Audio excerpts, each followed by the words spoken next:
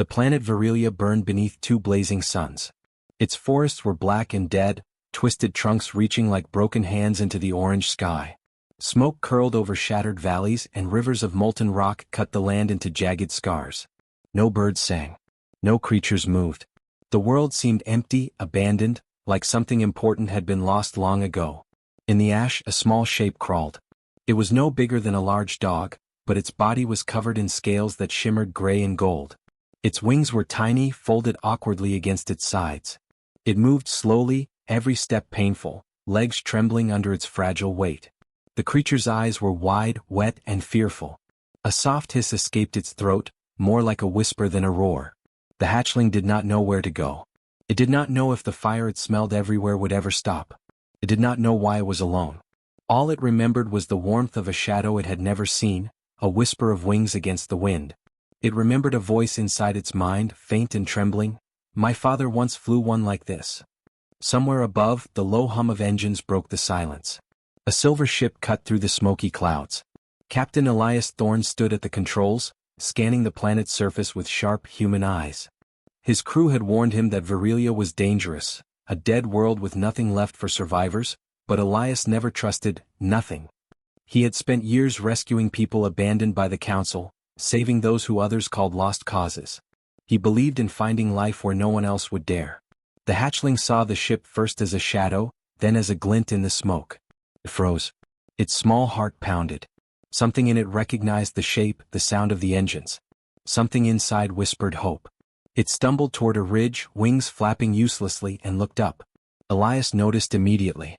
Sensors picked up movement, a warm biological signature, tiny but alive. He leaned forward, narrowing his eyes. Dragons were supposed to be legends. Stories told in old texts, fables for children, warnings for explorers. But this was real. The signature moved, weak and trembling but undeniably alive. See that? Elias said to his first officer. Someone, or something, needs help. The hatchling, trembling and hungry, tried to make itself small, hoping the shadow above would not notice it. But curiosity won over fear. It hissed softly and stepped closer to the ridge, peering down at the massive craft. Its golden eyes reflected the metal and firelight. A low, mournful sound left its throat. It was not a roar. It was sadness, fear, and hope all at once. Elias's ship lowered, engines flaring in the ash-filled sky. The hatchling froze. Its wings twitched. Its small claws dug into the scorched soil. It had never seen humans close before. It had never felt warmth from beings other than its vanished family. Something inside it whispered again, louder this time, my father once flew one like this. The hatchling's voice was soft but clear. My father? Elias froze. He had heard the faintest sound in the data feed, almost like a whisper in his mind. He glanced at the display, then back at the ground. No human should have spoken there. No one should be alive down there. And yet, a small dragon had spoken words he could understand. The ship hovered closer, stabilizing over the ridge. Flames from the engines lit the hatchling's scales, turning gray into glimmers of gold. The hatchling flinched and tried to back away, wings lifting, but it could not run fast. Elias opened the cargo bay slowly, a hand extended in calm. You're safe, he said. I'm here to help. The hatchling tilted its head, uncertain. Its body shook from exhaustion and fear. Flames from the distant fires made its small shadow leap across the scorched ground. It wanted to trust this giant shadow above, but years of loneliness and pain made it hesitate. Elias knew the hesitation. He had seen it in people, in children, in colonies crushed under war or famine. He had learned that trust had to be earned, and courage often started with a single choice. Come on, he said, voice steady but gentle. I won't hurt you. The hatchling hesitated again. Its small mind raced with memories it barely understood, fragments of something larger. A father, wings, flight, and something it could not name. Flames licked the air around it. The ground trembled beneath distant eruptions. It could not stay here. It could not survive alone. Finally, with a trembling step, it moved closer to the ship. Its wings lifted for balance, then sagged. Its small claws tapped against the metal ramp as it approached Elias's open hand. The human captain smiled, steady and calm, radiating a confidence the hatchling had never seen. But before the hatchling could fully step aboard, a tremor ran through the ash-covered ridge. Smoke billowed from a distant fissure, and the ground groaned as if the world itself was warning them. Elias's sensors went wild. The heat readings spiked. Something was coming. Something dangerous. The hatchling froze, eyes wide. Elias grabbed a strap to steady himself. "Stay close," he said. "I think we're not alone down here." The hatchling's small body shivered, but it moved. A tiny step forward, then another, until finally, it was at the edge of the ramp. Its golden eyes locked onto Elias's, and for a moment, the ash and fire and ruin of the planet seemed to fade away. They were two unlikely survivors in a broken world, staring at danger and at each other. And neither of them knew the full storm that was coming. The hatchling let out a soft, almost broken sound. "My father flew like this?" Elias took a deep breath. The adventure had just begun. The hatchling's claws clattered softly against the metal ramp as it stepped aboard. Elias kept his hand steady, letting it feel the human's warmth. The moment was fragile, almost sacred, a spark of life in a world consumed by ash. He could feel its fear, its hunger, its longing. This small creature, so fragile and alone, had survived something no one else could have. And it had spoken. Words. A dragon had spoken. Elias guided the hatchling into the cargo bay. His crew immediately moved to provide heat lamps and ration packs. Pyrrhus, he had named it so after the fire that clung to its scales, sniffed the air and shrank back. Hunger clawed at it, but so did caution. Elias knelt, lowering himself to its level. "It's okay," he whispered. "You're safe now. We'll fix you up." Pyrrhus tilted its head, eyes wide and trembling. Its wings twitched, still too weak to lift its body properly. Elias could see the faint scars along its sides, burns from fire, cuts from rubble, injuries that would have killed a normal creature. But this dragon was not normal. Something ancient and stubborn ran through its veins, a spark of life that refused to die. Elias's first officer, Mara, scanned the planet's surface through the ship's sensors. "Captain, there's movement down there," she said, voice tense. "Thermal readings. Not human, not wildlife, something artificial. Could be raiders, scavengers, or worse." Elias nodded. "Figures. Nothing comes easy. We need to get Pyrrhus stable and off this planet before they find us." Pyrrhus hissed, soft but fearful, as if it understood every word. It took cautious steps toward a padded crate, still unsure of whether to trust these strange, towering creatures who smelled of metal, oil, and warmth. Elias guided it gently, his voice calm. "I know it's scary, but we fight smarter. We survive." Hours passed as the engineers tended to Pyrrhus. Its broken wings were splinted with flexible metal, its scales cleaned and treated for burns, its tiny stomach fed with nutrient gel. The hatchling growled softly when it moved, frustrated at its weakness, frustrated at being alive but unable to soar. As night fell over Virilia, Elias reviewed old maps and dragon flight data stored in the ship's archives. Dragons had once been partners to humans, legendary creatures that shared the skies, their strength fused with human ingenuity. Centuries ago, humans had used dragons to patrol colonies, defend worlds, and push back invasions. But all had vanished when war, greed, and technology had outpaced them. Pyrrhus was the last link. A warning light blinked on the control panel. Incoming transmission. Elias frowned, heart tightening. The signal was scrambled, masked, but the message was clear. A megacorporation, Novertech, had begun hunting dragons. They wanted their bioenergy, their wings, their mind-link abilities. Any hatchling left alive would be captured, or killed. Elias's jaw tightened. "They'll be here soon," he muttered. "And Pyrrhus is too small to defend itself." Mara looked at him sharply. "We could fight them off?" Elias shook his head. "Not head-on. They have drones, weapons, intelligence far beyond ours.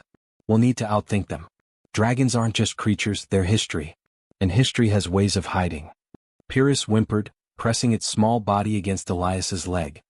He stroked its scales gently, feeling the pulse of fear and courage beneath the fragile surface. "We'll figure it out," he whispered. "Together." As the ship left Virilia's orbit, Elias studied the approaching threats. Scans showed Novertech's raiders moving in patterns, testing the planet, scanning for life forms.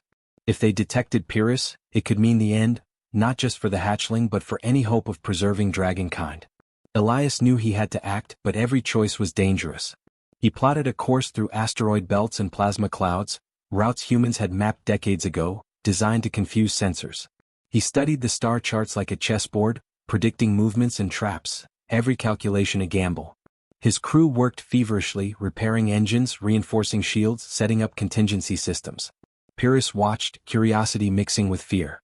It had never seen humans like this, organizing, calculating, sacrificing comfort for survival. It had never seen creatures who faced impossible odds not with panic, but with determination, skill, and courage.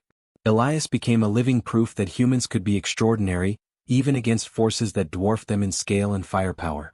Night after night, the hatchling listened to Elias and his crew. Every plan, every adjustment, every whispered calculation. It soaked in, storing knowledge the only way it could, instinctively through the human's courage. And every night, it dreamt of flight, of soaring above the ash and fire, of wings strong enough to lift itself, and perhaps one day them both. Then, just as Pyrrhus began to relax for the first time since rescue, a sudden alarm shattered the calm. Thermal sensors spiked. Movement at impossible speed. Novatech drones were closing in faster than expected. Elias's heart skipped a beat. "They found us," he said. "Time to see if human brains are faster than corporate guns." Pyrrhus hissed, small wings trembling, but it pressed closer to Elias, ready to face the unknown with the human who had saved it. The ship lurched forward, engines roaring through the ash clouds. The first battle for survival had begun, and neither human nor hatchling would back down. The ship rocked violently as the first Novatech drones tore through the ash clouds. Sensors screamed, lights flashing red across the bridge. Elias gritted his teeth, hands steady on the controls, voice calm but firm. "All stations, brace for evasive maneuvers. We're not going down without a fight." The hatchling, Pyrrhus, crouched low behind a crate, wings trembling. Its golden eyes reflected the red warning lights. Sparks flew from the ship's hull as enemy fire grazed them. Pyrrhus hissed in fear, but Elias reached over, placing a hand on its scaled head.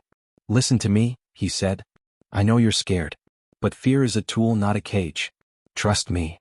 The hatchling's wings twitched. Its body quivered, but it did not run. For the first time, Pyrrhus saw a human who faced impossible odds and did not falter, who calculated, adapted, and acted. That courage was contagious. Outside, the drones surrounded them. Sleek, black, and armed with plasma cannons, they moved in formation, scanning for the smallest heat signature. Pyrrhus's body tensed. It had never seen enemies like this. Its instincts screamed to flee, but Elias's voice echoed in its mind, "We survive. Together." Elias's plan was risky. He would lead the drones through the ship's narrow void tunnels, a maze of passages no enemy AI could navigate efficiently. And Pyrrhus, still weak, still learning, would use its fledgling psychic flare to disrupt the drones' targeting systems. One precise pulse could throw them off, giving humans the upper hand. "Pyrrhus," Elias said, kneeling to meet its gaze. "I need you. Can you do this?" The hatchling tilted its head, uncertainty written across its small, trembling form. But Elias's hand remained calm, steady. "I believe in you," he said. "We've come this far. One more step." With a hiss of determination, Pyrrhus lifted its wings, weak but purposeful. Its first pulse of psychic energy rippled through the air, a soft, glowing wave that disrupted the drone's targeting systems. Sparks arced across their hulls. Systems faltered. Confusion spread. "Now!" Elias shouted. He spun the ship into the tunnels, weaving at impossible angles, using zero-gravity momentum to dodge incoming fire. Mara and the crew coordinated flawlessly, sealing doors, rerouting power, and stabilizing engines under intense pressure. Every human on board moved with precision and courage, hearts pounding but minds razor-sharp. The drones collided with walls, systems overloaded by the psychic pulse. Sparks flew, metal groaned, and several units spiraled into the void outside. Pyrrhus hovered midair, wings quivering, sending another psychic wave. The humans pressed forward, a symphony of human intelligence and instinct, a display of courage the galaxy rarely saw. Despite the chaos, Elias never lost focus. Every move had a purpose, every maneuver calculated. He pushed the ship into a tight corner of the tunnel, baiting the drones into a trap. Pyrrhus flared again, psychic energy humming through the hull, sending the remaining drones spinning into each other. One by one they fell. When the last drone crashed, silence filled the ship. Red lights blinked out, engines hummed steadily, and Pyrrhus landed on Elias's shoulder, exhausted but alive. Its small body pressed against him, trembling, yet there was pride in its eyes. It had contributed. It had helped humans survive. It had begun to understand courage, determination, and the power of trust. Elias exhaled, wiping sweat from his brow. "Good job," he said softly. "You did it. You're learning what it means to be part of something bigger than yourself." The crew cheered quietly, tension giving way to relief. But Elias knew this was only the beginning. Novatech would not stop. Their reach extended across systems and they would adapt quickly. The hatchlings' safety depended on their next moves, and the humans would need more than courage. They would need ingenuity, sacrifice, and strategy beyond anything the megacorporation expected. Pyrrhus clung to Elias, wings weak but steadying. The hatchling's small voice whispered, "We survive?" Elias smiled, voice gentle but firm. "Yes, and we will keep surviving. Together, no matter what comes next." But as the ship exited the tunnels, a new threat appeared. A massive Novatech cruiser loomed on the sensors, far larger than any drone.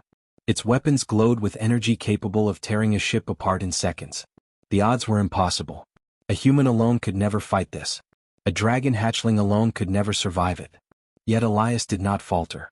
He studied the cruiser, analyzing weapon patterns, shield weaknesses, and structural flaws. His mind raced, calculating angles, velocities, and psychic interference patterns. "This isn't just about firepower," he muttered.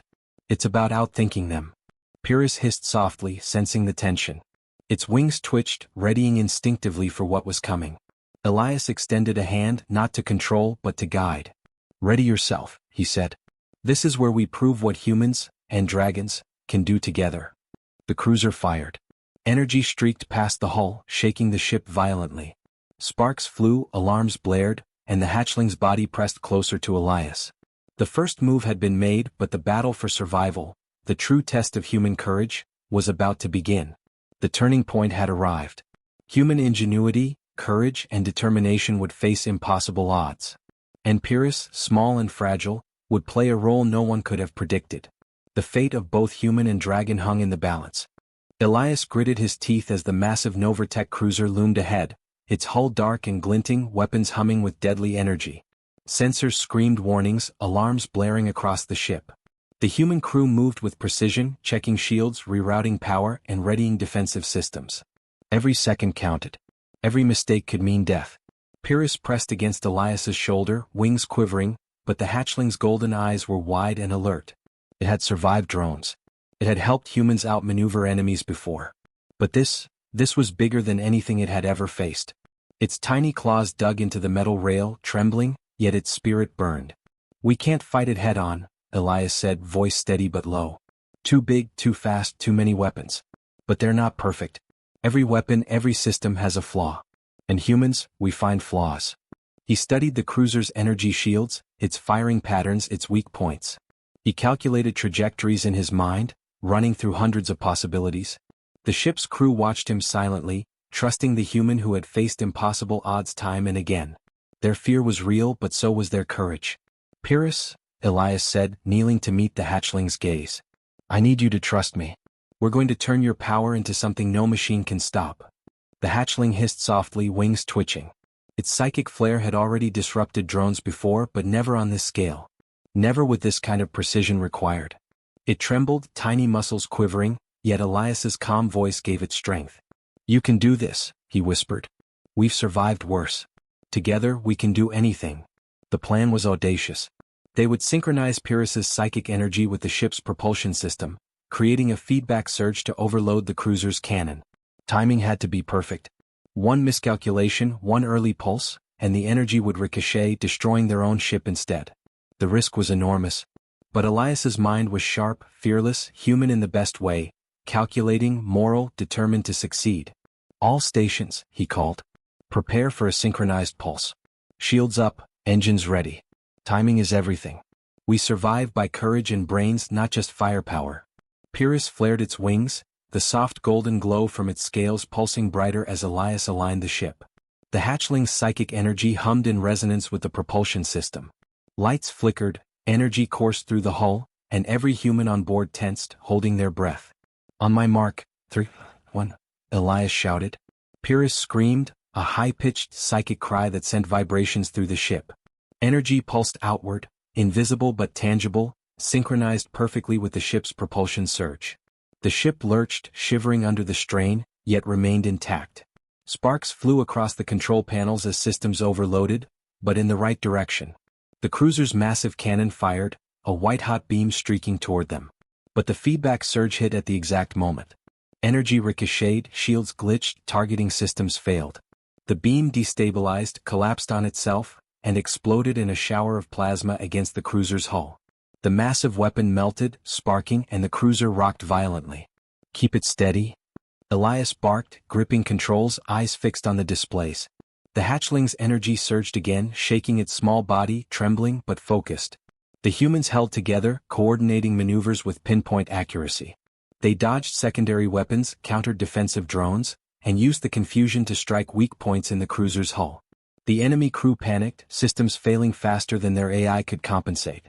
Elias's mind raced. Redirect shields, reroute power, maintain propulsion, time psychic pulses. Every human on board moved with precise intent, hearts pounding, sweat dripping, courage unwavering. Pyrrhus hovered near the bridge, wings glowing like molten gold, eyes fixed on Elias. Its fear transformed into determination. Its small body screamed with energy, yet it understood the stakes. This human had saved it, trusted it, taught it what courage meant. Now together they would strike back. With one final pulse, the feedback surge overloaded the cruiser's core systems. The massive ship shuddered, hull cracking, weapons systems sparking violently. Elias calculated the escape trajectory in his mind, guiding the crew through a narrow asteroid field to avoid debris. The cruiser's massive engines flared, then failed. It drifted, powerless, while Elias's ship glided away, shields barely holding but intact. The moment was still. Silence fell over the bridge. Alarms faded. Pyrrhus landed on Elias's shoulder, exhausted but alive. Its small chest heaved, wings trembling, yet there was a spark of pride in its eyes. It had helped humans survive. It had contributed to the impossible. Elias exhaled slowly, placing a hand over Pyrrhus's small head. "You did it," he whispered. "We did it. Together." The crew allowed themselves quiet cheers, relief washing over their faces. But Elias didn't celebrate. He looked out the viewport at the crippled cruiser, knowing Novatech would rebuild, adapt, and hunt again. But for now humans had survived. And that survival, earned through courage, intelligence, and teamwork, was proof that even in the face of impossible odds, humans could triumph. Pyrrhus hissed softly, a sound of exhaustion and awe. Its eyes met Elias's, and for a moment the bond between human and dragon was complete. They had faced the impossible together, and neither would ever forget it. Elias spoke quietly, almost to himself. "This is just the beginning, little one. There are more battles ahead. But tonight we proved what humans, and dragons, can do when we fight together." The hatchling twitched its wings, small and fragile but alive, a spark of hope in a galaxy where legends had almost vanished. It would fly. And humans would protect it. The turning point was over. The true test had arrived, and humans had shown what courage, brains, and determination could accomplish, even against enemies too large to fight head-on. But as the ship drifted away from the destroyed cruiser, Elias's sensors picked up movement on the horizon. Another threat, bigger, faster, more dangerous, was approaching. He tightened his grip on the controls. "All right," he said. "Let's see what humans can do next." The hatchling hissed softly in agreement, ready to follow. And the galaxy had just witnessed the beginning of a legend that no machine could defeat. The ship glided over a newly terraformed planet, far from the ashes of Virelia. Smoke and fire were replaced by golden sunlight, gentle winds, and rivers that shimmered like liquid crystal. Elias stood at the viewport, Pyrrhus perched on his shoulder, wings folded but twitching with anticipation.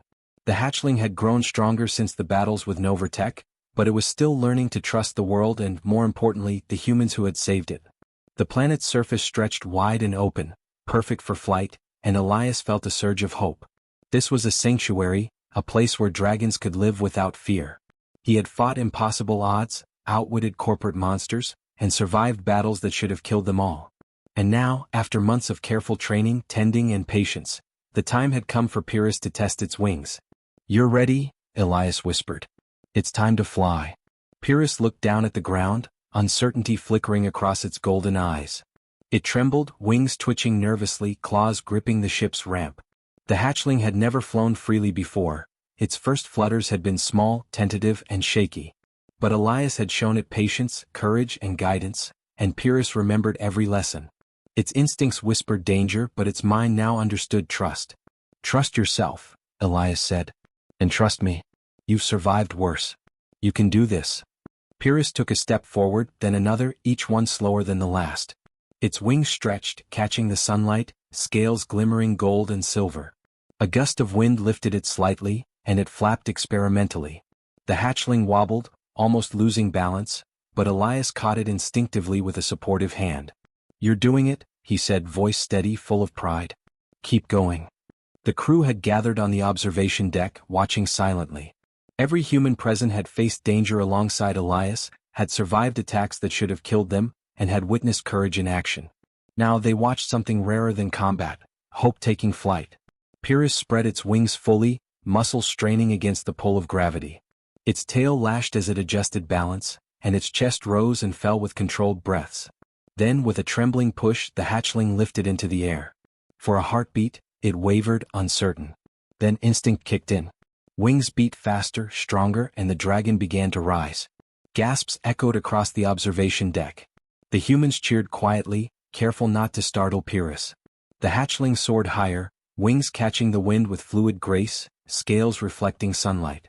It had taken flight, not alone, but because humans had given it the chance, the courage, and the care to do so. Elias stood back, letting Pyrrhus ascend, feeling a deep sense of accomplishment. "You've done it," he whispered. "You're free now. And we'll make sure you stay that way." The hatchling let out a soft, triumphant cry. Its wings flared, sending ripples of psychic energy through the air, not enough to harm but enough to show its growing confidence. It dipped and rose, learning the currents, exploring freedom it had never known. Humans and dragons had survived together, and together they had reshaped the future. Yet Elias knew the galaxy was far from safe. Novatech and other threats would not vanish. But this moment was proof. Courage, intelligence, and compassion could defy impossible odds. Humanity's strength was not in weapons alone, but in hearts willing to fight, minds willing to think, and hands willing to act for what was right. Pyrrhus returned to the ship after several circuits, landing gently on the ramp. Its eyes met Elias's, and for the first time, there was recognition, gratitude, and something like understanding. The hatchling had survived because of human courage. It had grown because of human patience. And it had flown because of human determination. Elias knelt beside it, brushing a wing gently. "You were born to soar," he said. "And now you do it with us, not against us." The crew smiled, some wiping tears from their eyes. They had seen countless battles, lost friends, and faced horrors beyond imagination. But witnessing a dragon hatchling take flight, a symbol of life, hope, and legacy, reminded them why humans fought so hard, why they endured so much, and why courage mattered more than fear. Pyrrhus spread its wings once more, circling above the ship. It swooped down, hovered over Elias's outstretched hand, and let out a psychic pulse, not in attack but in connection. Humans and dragons, allies in survival, partners in courage. Elias watched, a quiet pride settling over him. He thought of Virelia, of the ash and fire, of the battles they had survived, and of every choice that had led to this moment. Every calculation, every act of bravery, every ounce of determination had mattered.